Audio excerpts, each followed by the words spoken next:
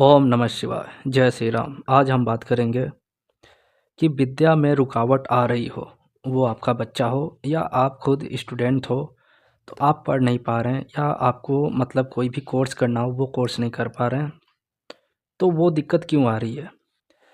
तो राहु और जो केतु हैं ये ब्रेकर्स हैं और मतलब रुकावट हैं, एक तरह से रुकावट हैं। और चंद्र भी जब 3-4 भाव में बैठ जाता है, जैसे कि चंद्र यदि 5, 8, 10 में हो, तो ऐसा इंसान या तो पढ़ाई छोड़ देता है या तो जो पढ़ रहा होता है उससे दूसरा मतलब कोई और काम करने लगता है।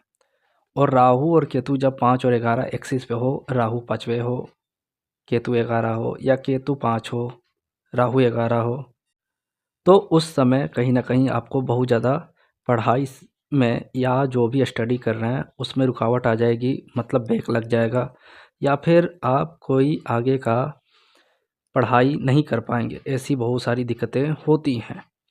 चंद्र जब थर्ड में हो तो ऐसा देखा गया है कि ये जब तक 10th पास नहीं कर पाता या फिर बहुत ज़्यादा पढ़ लेता है, उसके कारण जो इसके फादर हैं वो मतलब या तो शरीर वाइज या फिर पैसे वाइज कहीं ना कहीं बहुत ज़्यादा प्रॉब्लम आ जाते हैं।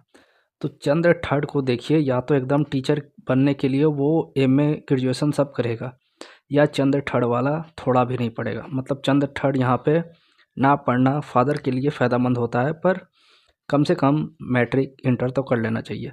उसके बाद ज़्यादा हायर एजुकेशन में चंद्र थर्ड वाले को नहीं जाना चाहिए, और टीचिंग लाइन में तो एकदम नहीं।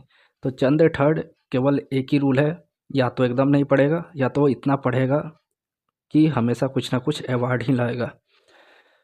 साथ ही साथ जिसका भी राहु और केतु 5, 11 एक्सिस पे है उनकी तो बहुत ज़्यादा रुकावट हो जाती है और उनको बहुत ज़्यादा प्रॉब्लम होता है, बैक पे बैक लगेगा।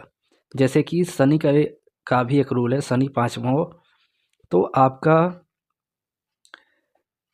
16, 17, 18 ये एज, या 17, 18, 19 एज, 1 साल गैप होगा, मतलब बैक लगता है, ऐसा होता है।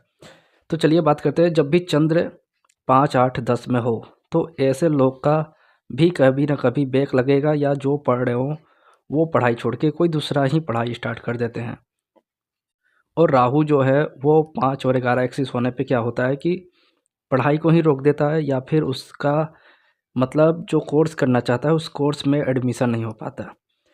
तो बात करते हैं रेमेडी की, क्योंकि छोटे छोटे बच्चे या जो भी स्टूडेंट है उनका एडमिशन नहीं हो पाता, तो वो क्या करें, वो राहु और केतु से संबंधित चीज़ें मंदिर में दान करें, या धर्म स्थान में कहीं पे भी जो धार्मिक प्लेस है, मंदिर या जो भी, वहाँ पे जाके राहु और केतु की चीज़ें और चंद्र की चीज़ें दान करें।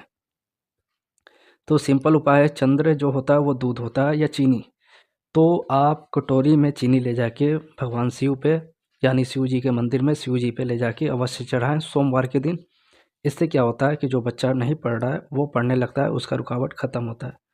साथ ही साथ जिसका राहु और केतु का प्रॉब्लम आ रहा है, वो राहु क्या होता है, सफाई करने वाली चीज़ होती है, जैसे वाइपर या फिर झाड़ू, ये राहु की चीज़ है।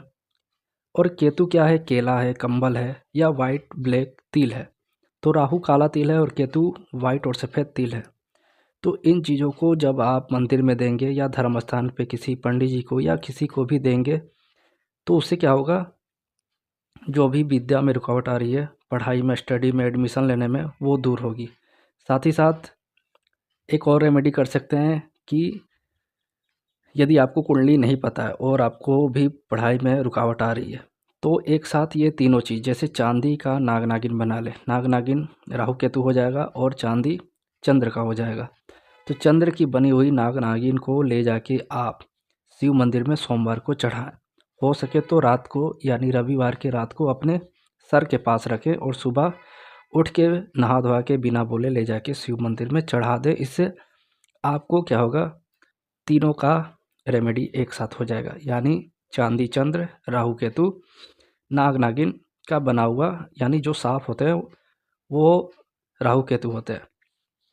तो ये एक साथ रेमेडी हो जाएगा और आपका जो भी प्रॉब्लम है स्टडी रिलेटेड, आपका बच्चे का या आपका, वो सॉल्व हो जाएगा। तो ये रेमेडी अवश्य कर सकते हैं, तो अवश्य करें और बच्चे से भी करवाएं।